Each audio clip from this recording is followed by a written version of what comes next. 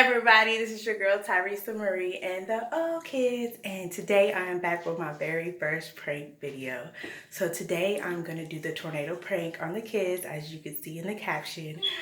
We've been having a lot of bad weather lately, so what I'm going to do is get my blower and I'm going to put it on the bed and I'm going to do the sirens noise from my son's phone and I'm going to put it in her ear and then I'm going to see what her reaction is.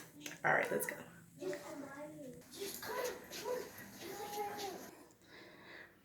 Alright guys, this is my son's phone. This is the app we're going to use and this is going to be the sound. It's going to be great. Let's go.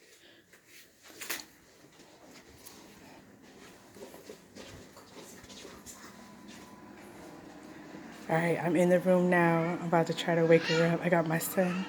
He's going to hit the button for me. Alright. Alright guys, I'm in the room. I'm going to have my son turn on the blower. Then I'm going to press this sirens button here in a minute. Oh my god, wait, I can't get the phone on. Just a second. Sorry guys, definitely. She's a heavy sleeper, so she doesn't hear much.